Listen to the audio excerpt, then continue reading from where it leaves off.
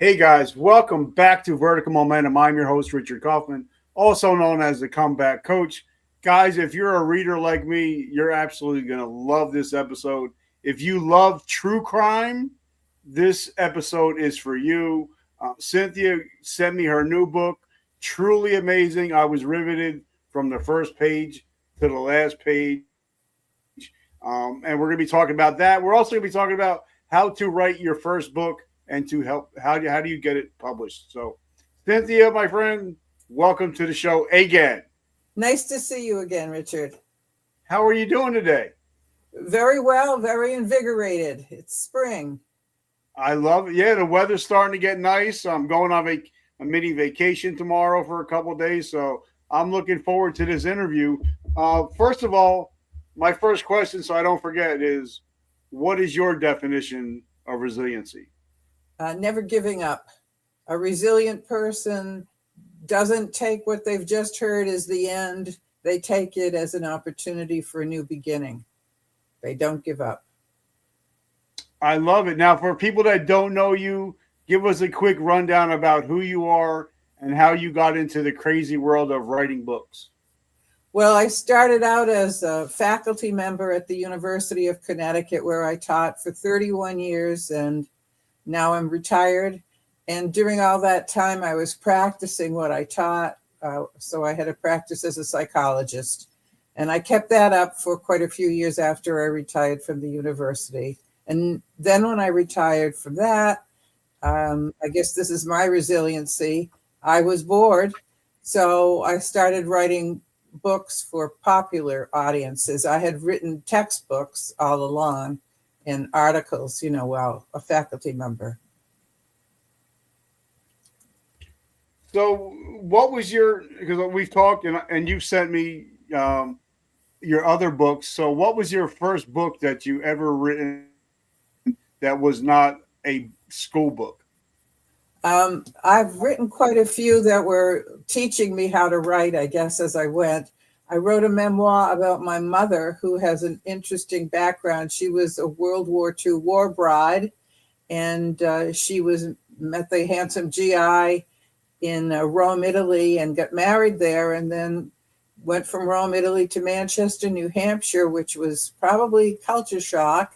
And she had no family except her husband and in-laws, So she went through a lot building her life again at the age of 24.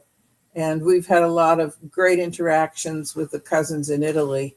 And I thought that was something I wanted to cherish. So I put that into a little book. From there, I used my imagination. I had always been fantasizing about horror. I don't know why. I think it took my mind off the real cruel world. And I would read Stephen King when I was sick of studying, and I loved Edgar Allan Poe. And not that I came anywhere near those two, but I enjoyed using the fact that my husband and I had restored some old houses as a trigger for stories. Then I saw, a gravestone in one yard that had been incorporated into a patio. And I started wondering, well, who was that person? Why isn't he with the rest of his kin? Why did he die so young? And I used that to expand and ended up writing what I call 3 historical horror novels that uses the setting of our New England area here in Connecticut as the jump off point for each of the stories. And from there, I decided to do more about my mother-in-law's biography, because she was a Slovenian woman who met her American husband in London during World War II also. Our mothers had very similar backgrounds, but she was one of 6 and had a very rural farm life in Slovenia, and then went to London to do anything to get away from what was going on in that part of the world with Hitler creeping over the mountains. And her siblings some went off to war, some went off and married strange men or men we don't know too much about, and others were very heroic. So I wrote about them, and I think it's a great book. I had been on talking about that with you, and gave any proceeds, a part of every proceed to wounded warriors, but it didn't sell well. And I think it's because I didn't market it somehow properly, because I self-published. I had to do it all myself.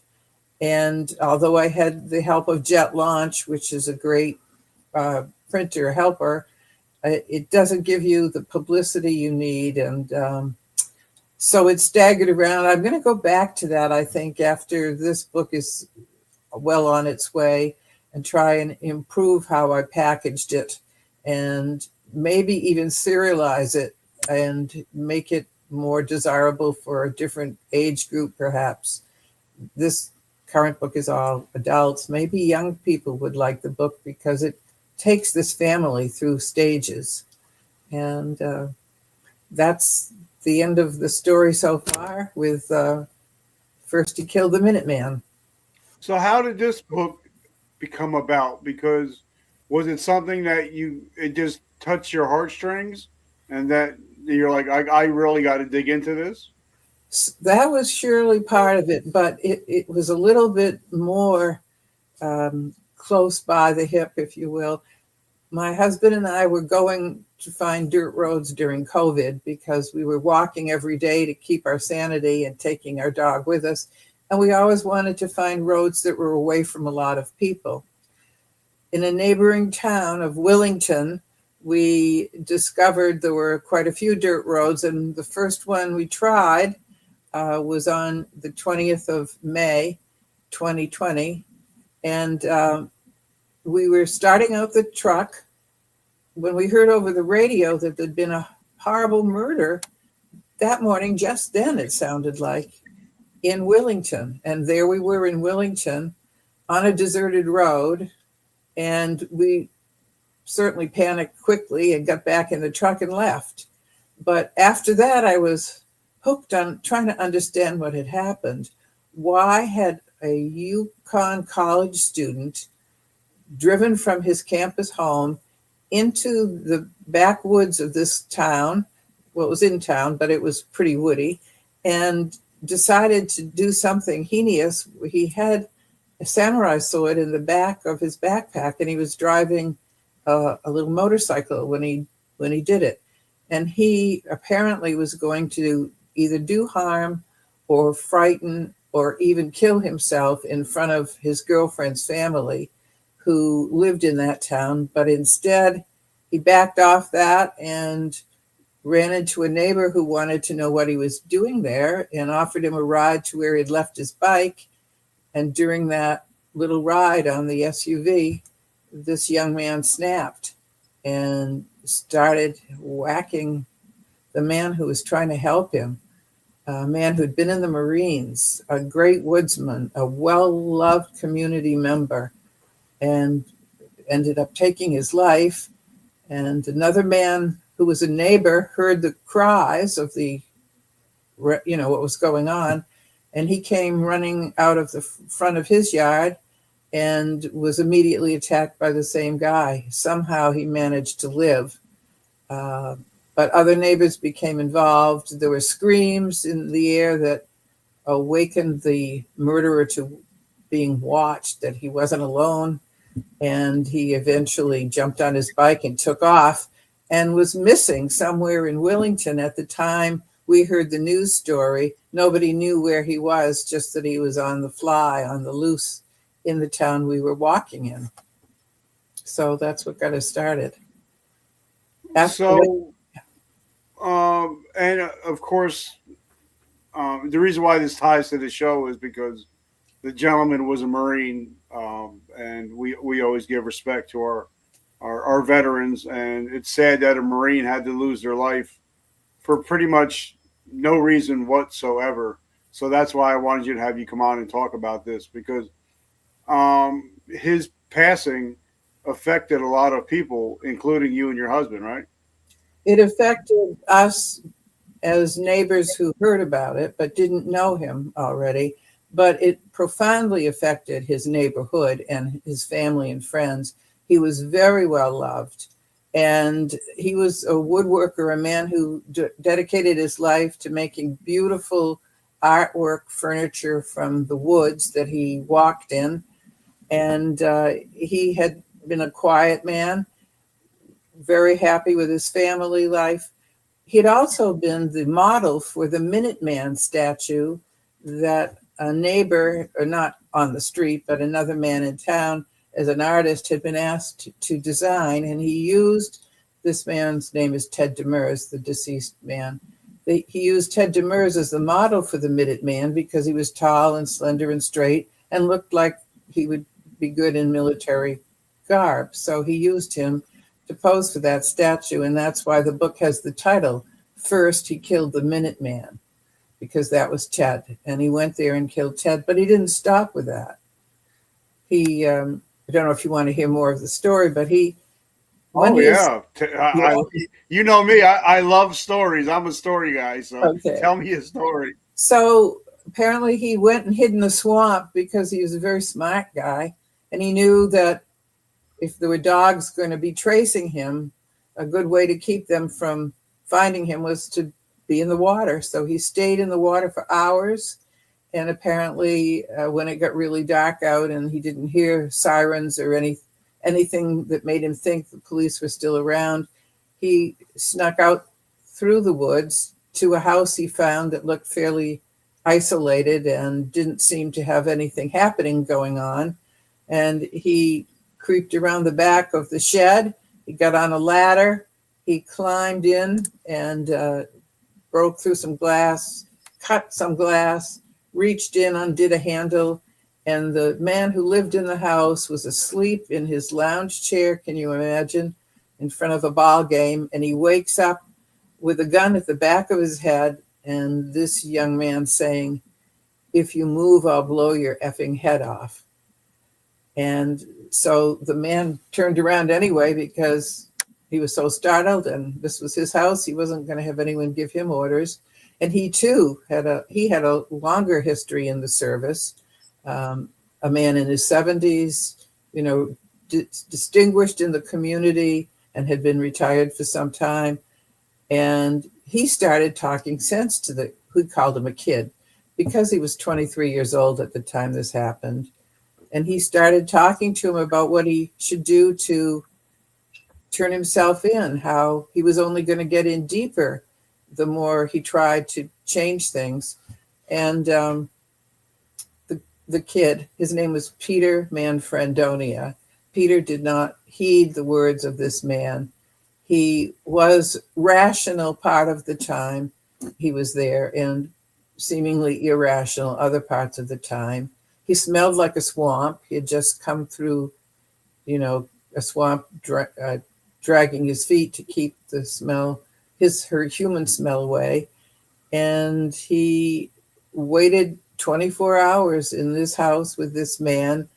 He ate his food. He kept him tied up the whole time. He took his personal gun and he stole what cash he had.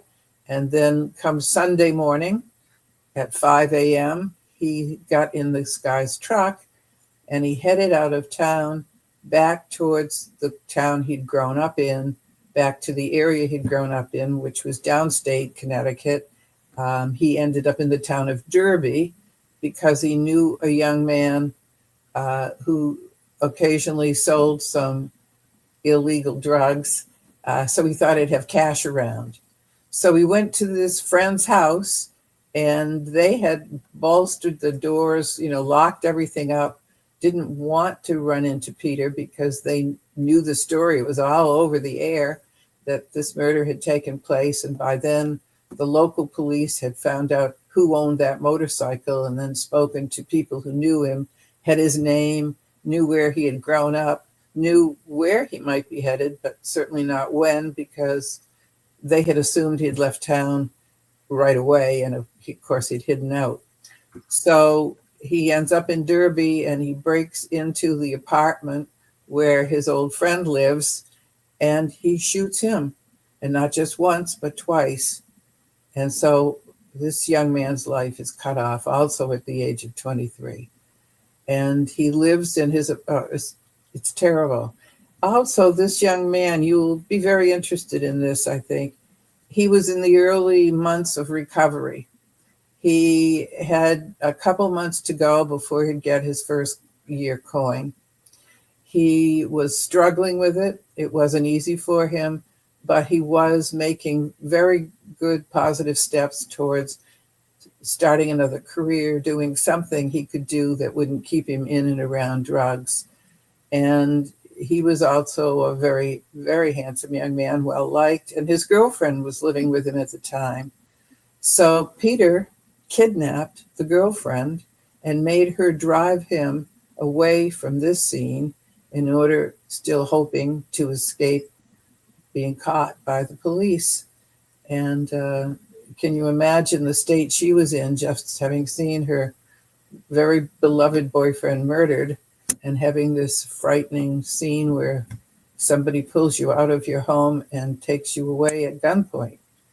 And off they went. But what made this guy Peter? What made him snap? Was there multiple things? Was it childhood trauma? Was it just the drugs? You've asked the $1,000 question there. All of those things are part of it, but not so much the drugs, I don't think. He was the big brother of two girls who were in the school Sandy Hook. His sisters were not murdered in that massacre at Sandy Hook, but they lived through the crisis. His family lived through the crisis, and Adam Lanza, the perpetrator of those crimes, was a neighbor. He lived about 6 houses away from the Manfredonias. Peter had known him, had never had a clue that this kind of horrible passion and misuse of passion was around the corner from him. And he also knew the mother of the boy and the murderer there at Sandy Hook. And he had killed his mother first before he had even taken off to go do the poor little children and the teachers. So this had a profound effect on Peter, and he became obsessed with that crime, but in the opposite, as you would, opposite of what you might think, knowing how he ended up. His response was to be totally a pacifist, totally against any arms, totally against any kind of roughness or murders. He still liked football, but he did not believe in any use of that kind of action, any of those kinds of crimes. So he was working for causes that helped fund Sandy Hook. He was supportive of all the things that came up about it and was known for being anti-guns and weapons. And then, of course, when he snapped, that went away. But at the same time, his family was suffering through Sandy Hook, as I would say most of the families in that region did. His parents split up. And that was a big blow. He was the only male left now. He had a mother and two sisters, but his dad was gone. And apparently there was quite a rift between he and his dad, and maybe all of them, because of the dad's actions at that time. And that didn't help him much. Then it was further compounded by COVID. He was isolated at the campus. He was asked to go home at a time when he wasn't doing probably that well with his family of origin. I'm not quite sure about that, but he had therapists in two places, but he didn't really want therapy. He didn't really want help. He was enjoying his romance with this young woman whose parents he may have gone after. And he wanted to make her know that he had done a lot for her, that he was very valuable. And if she didn't come back to him, he was going to do harm to himself. So there was something like that going on in his head. And then the last thing that we learn about him is that 3 weeks before he snapped, he was building all of this inside of him, and he was writing on the walls, demonstrating his fear and his hatred, naming Adam Lanza, naming another character from a Marvel book who had been very grisly and had actually eaten the children's livers and things like that. And he was obsessing on these kind of characters, I guess trying to create more of that angst in himself. And at this time, his father made the papers for, I will just say, being quite inappropriate with his stepdaughter. And his father went to jail for his behavior. So all of this is going on in one young man, and no excuse, because what he did was just horrible to people who were trying to help him, to innocent, totally innocent people, totally uninvolved with his problems. But he was angry, and maybe that he picked on a father figure first, somebody tall and straight and helpful, the opposite of what his dad was. Who knows what was really going on? I have been communicating with him. The court didn't really want me to see him, I guess, before the trial was over. I only saw him at the sentencing hearing in person, but I tried to make contact with him, get a permission to visit him, and was turned down.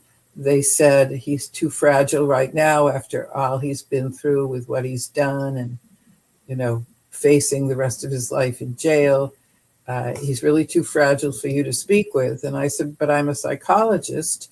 And they said, oh, that's even worse. So I don't know what the deal was. But So, Cynthia, how did he get caught? It took 6 days.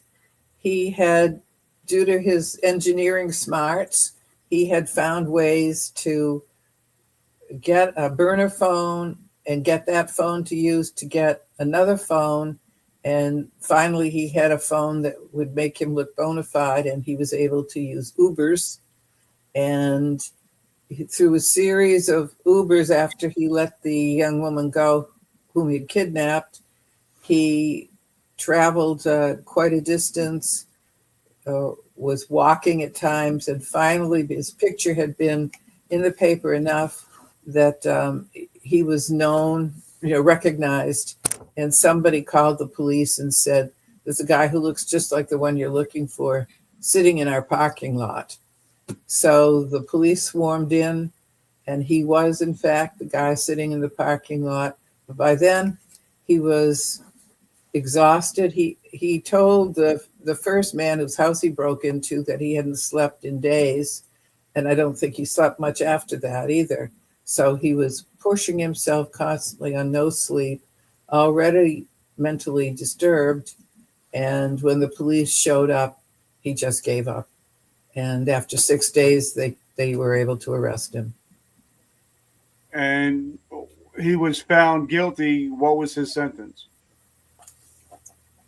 He was found guilty on 2 counts of murder, kidnapping, crossing state lines, federal this and that. He was given on a plea bargain 55 years without any chance for parole or retrial. 55 years straight. And he was 23 when he was sentenced.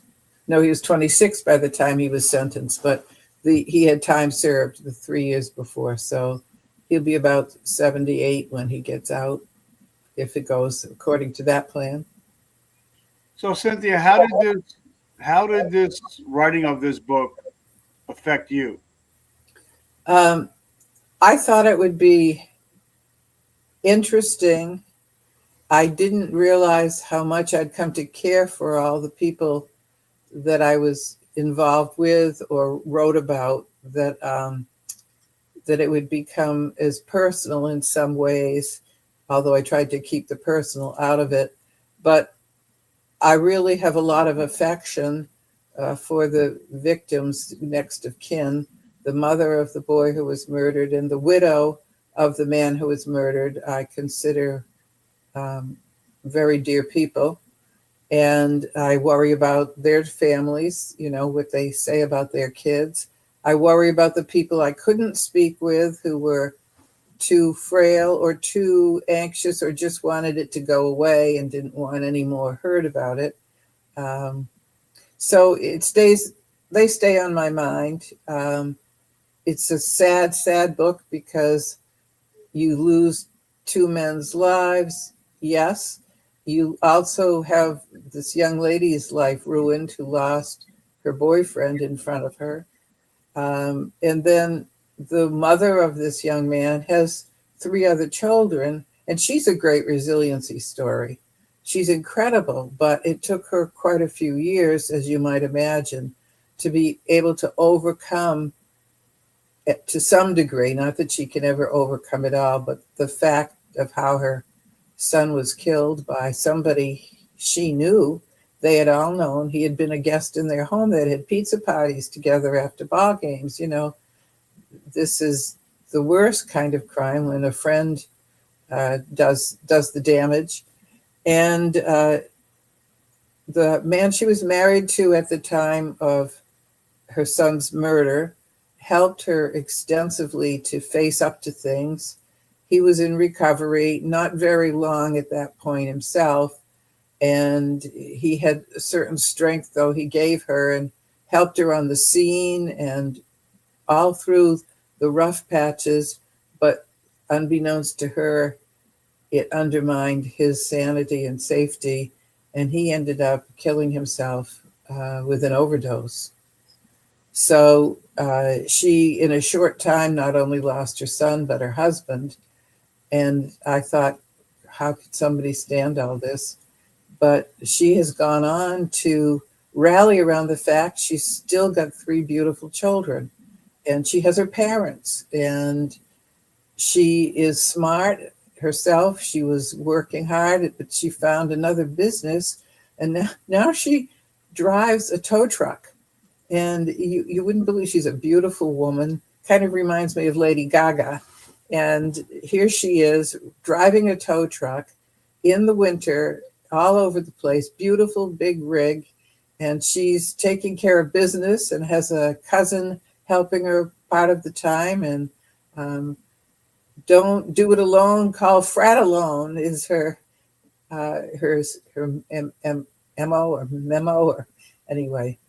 So, but it's amazing that one town or one area can go through the shooting, the school shooting, and then go through this. It has to be a really resilient town to be able to go through all this, right?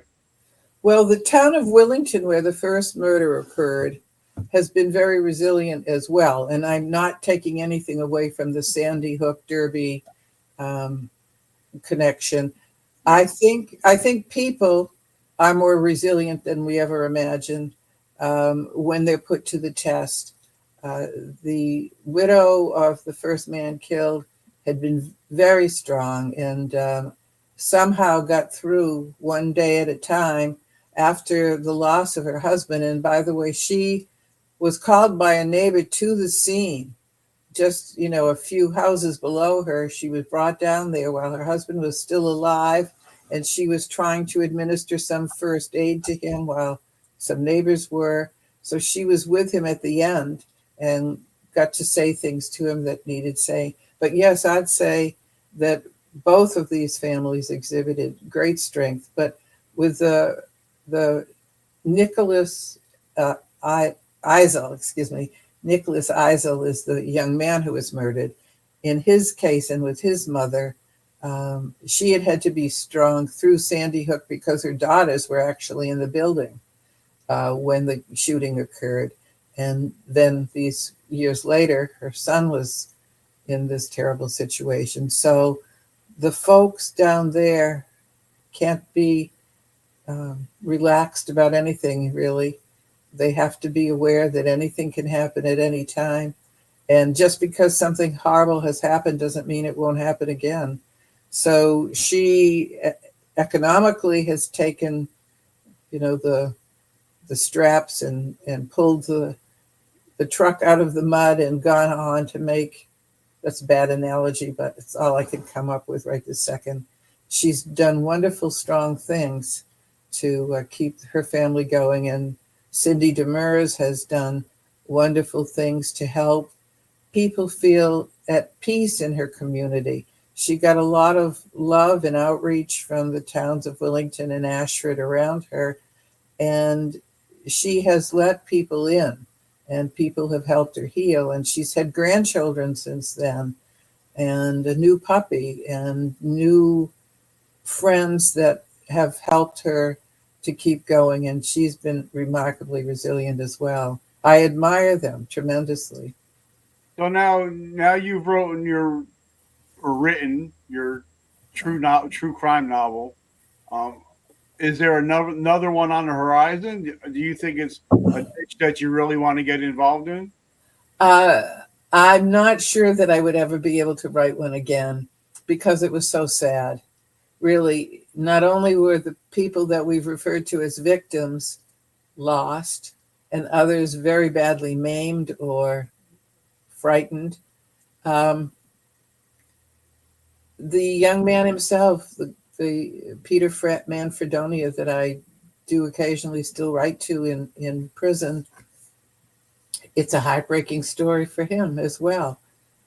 He was young and so talented, and it just, the mental illness and the other things that went on just ruined his life. And so there's a lot of loss, and it's really hard to go into another book where there's going to be quite so much loss. I think my next book will either have to be a fantasy or about a very positive outcome. I don't think I can do another true crime. Because how long did it take for the first time to put, I say pen to paper, but to write the first words until it published? How long was it in between from first to last? Well, more than 2 years to publish, because publishers take a lot of time. They take almost a year once they have the book. In my case, anyway, in this case, but they did good things for it. I mean, they did better editing than I was able to do or hire around me. I mean, they're professionals. I guess I have to think about the time because I'm not getting any younger. And if I take on another project that's going to take 2 years, will I ever live to publicize it? Is, you know, when you're getting older, that's got to be a consideration. But one thing I wouldn't be afraid of again is to self-publish, because when you self-publish, you can do a lot of the timing yourself. You decide when it's ready, and you can have a lot of choice in the cover and get closer to what you want right away if that's going to be an area that could slow you down. But I'm not unhappy with my publishers. They are trying to meet us halfway. I don't think they expected the book would be quite as popular as it is. And in a short time, it's selling so fast that they keep having to beg more copies to be sent to Amazon. And, it's a matter of logistics, getting things all caught up. It's too soon for me to know for sure what I do with them. Are you going to put this on Kindle? I haven't. Apparently they don't want it on, they want it in published form. Okay. And I'm not quite sure, but I think there's a lot of trickery and theft that goes on in the publishing business. And sometimes when it's a Kindle book or KDP is working on it, it can disappear. I know that some people in Europe have bought my book, which is not expensive, from the publisher, and are now selling it as their own big bookstore online. And it has nothing to do with me. It has nothing to do with Amazon. But they've paid the royalty fee when they bought the book from the publisher. So apparently I don't have anything I can do about it. I can't say cease and desist. They've bought the book. But those things do run around in your head for a while about, is that fair, especially since half my profit goes to those two women who lost somebody in this story. And I feel I owe it to them to make sure everything we're entitled to is captured. And I don't like the idea that somebody else is making more money than they are or we are. It just doesn't seem right. But So where can we find this amazing book besides my house? Where can we find this amazing book? thank you. If you're in the New Jersey area or outer limits of the United States, Amazon is your best deal. If you're in New England, this area, we have several outlets. The right here at the University of Connecticut, of course, we have Barnes and Noble, and Barnes and Noble is in a lot of bookstores at universities and around the country, and in some grocers. And so you can go to Barnes and Nobles, you can find it. But Amazon will mail it to you, and if you like it, you can write a nice review and help us out. Also, locally, we have a little department store that's just been wonderful to us and had me in for a signing and is selling the book now, and that's called The Hoot. And The Hoot is on Route 195 in Mansfield, Connecticut. And then this afternoon, just before the show, I heard that Gibson's Bookstore, which is in Concord, New Hampshire, and it's one of the best bookstores I've ever been in. It's absolutely just vibrant with all kinds of books and nooks and crannies to look at books, and they sell food. So you can eat and read, and it's in a great location in downtown Concord, New Hampshire, which is the capital of New Hampshire. They've got the book in now already. So I may go up there in a couple months to do a book signing. I hope so. And the name of the book one more time for the people that are listening? First, He Killed the Minuteman. Okay. And like I said, I love it. I'm a big reader. I love true crime. I'm a true crime freak, and it was probably one of my favorite true crime novels ever. So I just want to say thank you for actually sending me a copy, and I thoroughly enjoyed it. And it got me to thinking about a lot of things as far as recovery, addiction, how to treat your children, how fathers should be more present in lives. So it wasn't just a book on crime. It was a book about life too. Well, this, if you have time, there's just another little part I was going to bring up. As a psychologist, I wondered, why didn't he plead not guilty by reason of insanity? Because when he attacked Mr. Demers and the other man on that street, he was clearly out of his mind at that time. But apparently he wouldn't have passed the true criteria for not guilty because he was aware of right and wrong. And he wanted to be in this rage, and he had gone into this rage and done what he did. And shooting his friend twice, you can't say you weren't in possession of your faculties when you do something like that too. So there's no not guilty because you were defending yourself, because when the guy's already down, there's no reason to shoot again, even if there had been some call for defense. And those are important to understand. There were quite a few people in our area, at least, and I'm sure downstate, that wanted the death penalty to still be allowed in the state of Connecticut because of this case, but it was not, and it has not been questioned about being overturned. It's just goes through your mind when something so senseless happens to innocent people. Another aspect is the medications that Peter is on now seem to have stabilized him. He seems to be a fine thinking person now, and he's doing things with his time inside that are commendable. Because he's so well educated, and most of the guys in jail with you are not. He has been reaching out to tutor. I guess he's been allowed to tutor them for reading and writing, and anything they wanted to know to pass the GED.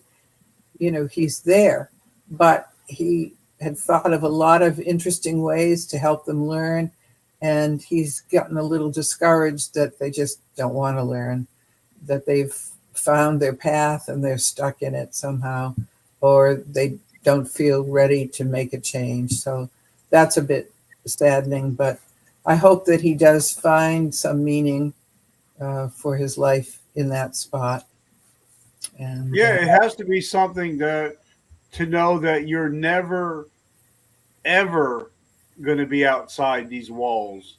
Because I mean, the average American lives to 78 years old, so that's taking them right to 78 years old. So that's got to be mentally tough. But I wonder, there's certain people out there that they don't believe that um, a person could be reclaimed or can be, a person can change. Um, that's and I'm sure you've heard both sides of it after writing this book. So I would love to hear your thoughts on it. If a person can actually change and the be, sure. The problem is, Richard, which one of us wants to put their name on the letter or on the line that says, yes, he's rehabilitated? I know they get a panel of psychiatrists and people with far more knowledge than I have ever had, and they analyze him and review him. If he could stay on the medication they've got him on now, I'd say let him out under guided situations. But he wouldn't stay on it, unless there was some way to force him to take his medication, for it to take him from all these terrible highs he's had that were part of his insistence and obsessions, to bring him down to normal means that he feels kind of blah most of the time.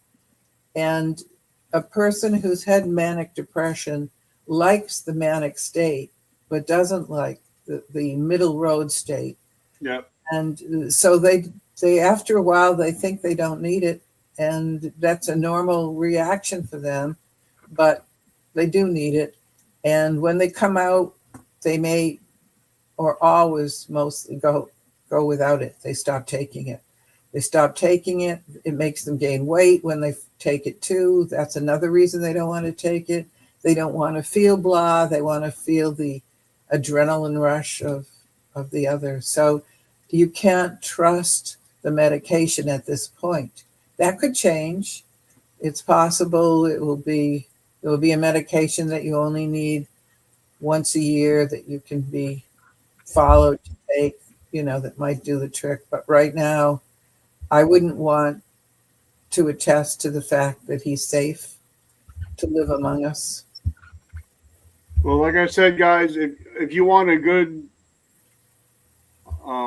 true crime novel, definitely pick up this book. It's a page turner.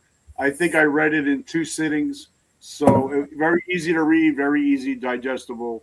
Cynthia, I just want to say thank you so much for coming on again. We've been friends for years, and I just want to say I'm truly humbled and grateful that you came on the show today. You're a nice man, and I love the work you do. Thank you very much. And I love it. And guys, remember, like Joel Osteen says, every morning we wake up, we have a choice. We can be a victim or we can be a victor. And if you guys watch this show, you guys are victors of your present and your future. You're no longer victims of your past. And guys, just remember that vertical momentum, the only way to go is up. I love you guys. Thank you for subscribing and for sharing. We love you guys. Cynthia, have a great week. Have an enjoyable weekend. Thank you for your help. Bye-bye.